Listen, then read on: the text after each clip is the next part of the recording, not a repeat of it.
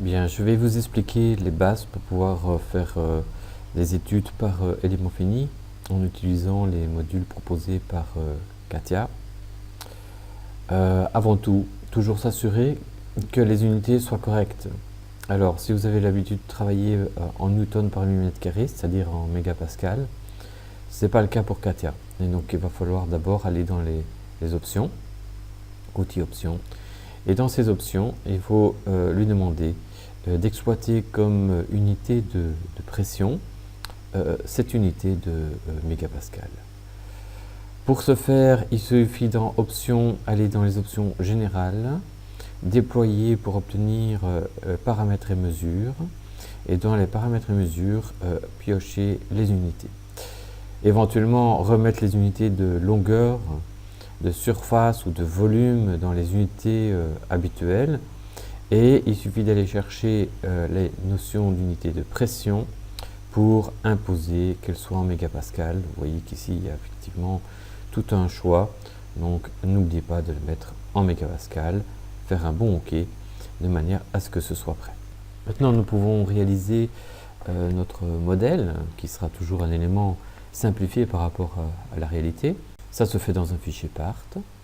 Donc on va réaliser un fichier part. On appelle donc part.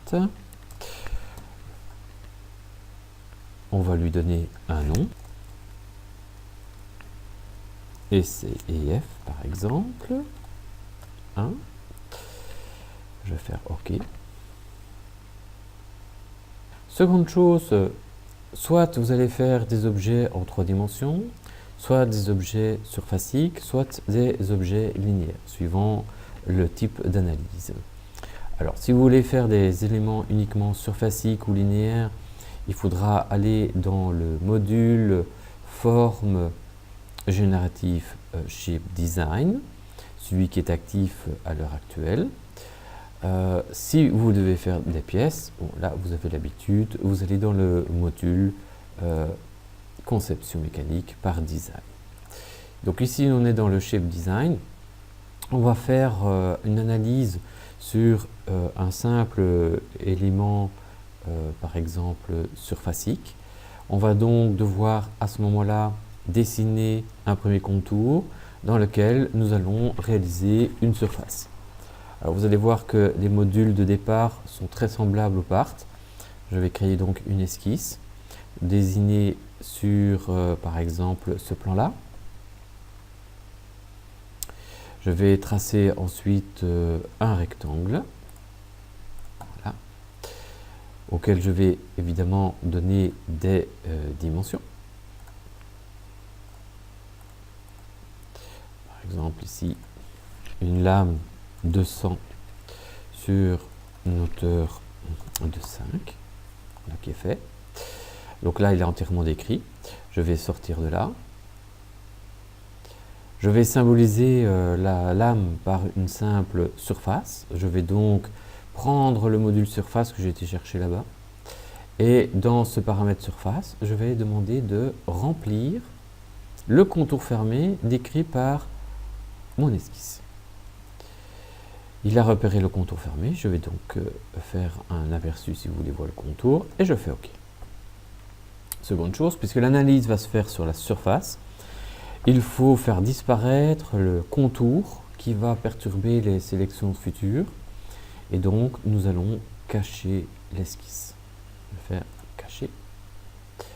Avant de pouvoir faire l'analyse, ce qu'on peut également définir dès le départ, c'est le matériau qui est caché derrière cette surface. Donc ici, la fameuse lame ou poutre est par exemple en acier.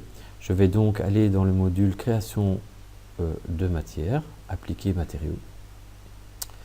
Je vais choisir le matériau que je désire, par exemple de l'acier. Sélectionner toujours le corps principal, comme ça il le repère. Et on nous demande d'appliquer le matériau et je fais OK. Il y a différents types de modules de Young dans l'acier et d'autres caractéristiques.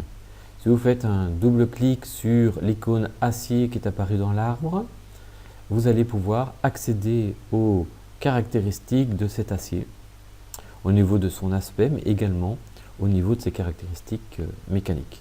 Et dans cette boîte de dialogue, donc, si vous allez chercher dans, par exemple, Analyse, vous voyez que le modèle de Young par défaut est à 200 000 newtons par millimètre carré ou mégapascal.